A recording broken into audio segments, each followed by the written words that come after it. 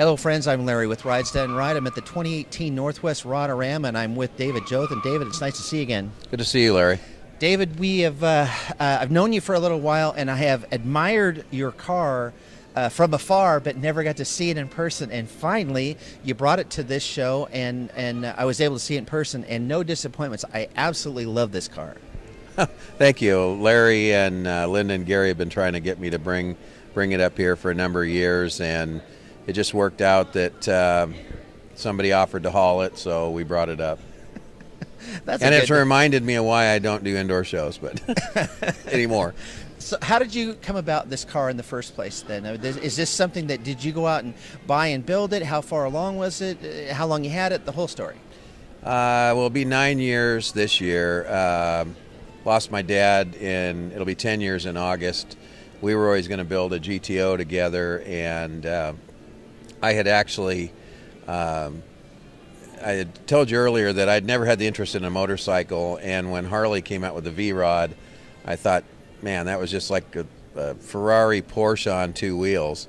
Well, I mentioned that to the wife, and she has this fear of death by motorcycle, so she said, why don't you build a car? So I went to look at a 66 GTO. By the way, folks, that's how it's done. Yeah. And so now whenever I want a car, I just start talking about a motorcycle. That's worked out twice now. 3 times, actually. So I went to look at this GTO, and it had already sold. This 55 150 two-door post car was behind the facility and slated to be a American Graffiti clone, which we have plenty of those. We don't need any more.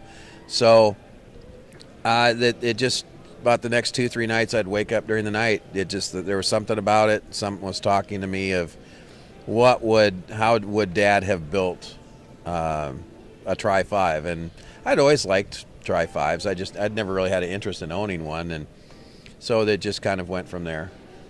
So this was a car then that you bought and restored, but how did you know how you were going to use it right off the bat? Did you do it to show? Did you do it to go? Both? What was the thought? No, I built it to, I thought I'd go to a few car shows and cruise-ins, but I'm kind of more of an advocate of how car shows and cruise-ins used to be. No trophies. They had maybe a best in show by the sponsor, if it was a burger joint or a store. You went to show off your car, chase girls, and get a dash plaque. And I've got dash plaques going back into the 70s. So that was my intent, and I took it to the Wooden Chicken Show and ran into Dwayne Cassidy, who's my co-producer now, the Portland Roadster Show. And he talked me into showing it. He asked me to show it.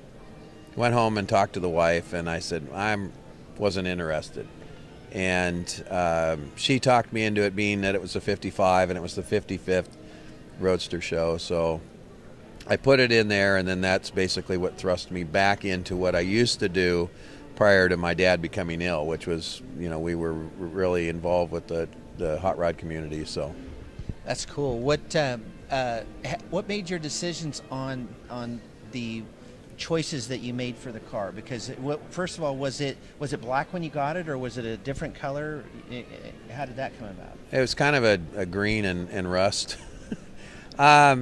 Simple, clean, mild yet, small cam in the motor, very simple, basic interior, no flashy graphics, stance, the whole 9 yards, but basically just something that was kind of a car that would make you turn your head without, blowing your entire bankroll or having a race car or anything like that. It was just a good driving car. The car is still, it's just fun to drive. I tell people it still gives me goosebumps to drive that car, and that's what they are. Dad always said everything in this show was made for one of two things, either to haul people or to haul crap, and he didn't use that word, as in meaning trucks. And if you can't drive it, I don't know what the point is. So did you know right out the bat when you went with the black what you wanted to do for the interior colors and that look? Yeah, and the thing about having that gray interior is, and I've thought about changing the color. I thought about changing that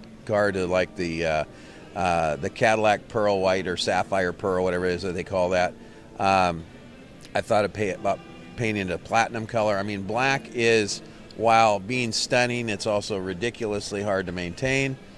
The painter went nuts when he heard, because he was 72 years old, and what you have to do to a car to prepare it to be black is so much farther along than painting it red or blue. Not that there's anything wrong with painting those colors, but black, you have to go to a different level. It is. It's so unforgiving, and that's why whenever I see one, I always think of those two things. I think of the prep that you now have to do because you chose black, and then the maintenance on black is just a nightmare.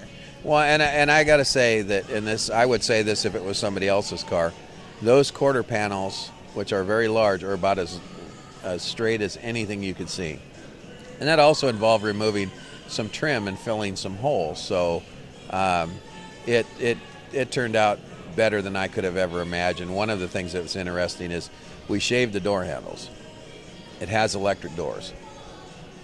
I told him I wanted to put the door handles back on. The car was too plain. It was too flat on the sides, and those door handles have a nice thin profile. And he said, opening those holes back up, if we screwed anything up, it was going to cost me more money to redo the doors. And you went ahead and did it anyway. Yeah, you just do what you got to do. I don't have Greg's money, so Well, hi, Greg. I like that you did that with the front. You took emblems off, fronts, backs, everything. I mean, kept it all the trim work. It's just clean. Yeah, the only thing we left was the little Chevy script. Being a 150 car, it had the script on the front of the fenders. We left that, nosed and decked it, and then put a Nomad bumper on the back so that it'd have a place for the plate to reside, so I could strip the plate holder, and we stripped the trunk lock too. I love how the back turned out on the car as well. Final thing on the car, the wheels and tires. Did you do that right off the bat, or was that something that you did later after you had it a while? It was kind of something that took place during the paint and body process when I had time to think about it, and it was actually all done on the phone with Coy's wheels, asking them, what they recommended or what. So we talked about going with 18. We decided I wanted to go 18 and 20s, and that meant either doing some tubbing in the back, which I really didn't want to do. So we started doing some research, and I found a 72 Nova rear end, which is about 1 3/8 inches narrower than stock, and that gave me the fitment that I needed. As I told you earlier, that has the low profile tires, or rubber band tires as some people like to call them. My dad wouldn't have dug that, but I think he would have warmed up to it. I tell everybody, if you had the tire and wheel selection in the 50s, 60s, 70s, 80s that they have now, you would have seen them in use. I mean, back in those days, they had, a handful of wheel styles, and they'd made with what they had. I agree. I mean, growing up in that whole era, it's what we always screamed for, and we never got. It just took it seemed like forever for that to evolve. Well, and with Appliance was actually the first one. When they came out with that catalog that had like 21 or 22 wheel styles, it changed everything. It made the decision just ridiculously hard. I mean, as a kid, I used to cut the wheels out of the catalog and put them over pictures I had of cars. And now you can do it. I can do it through Photoshop. With some of my wife's cars, I've been able to pull the picture of the wheels, and you can get. And then Les Schwab has a machine that you can do it. So, but when you have that many options, the decision, and tires and wheels can make or break a car. They absolutely do.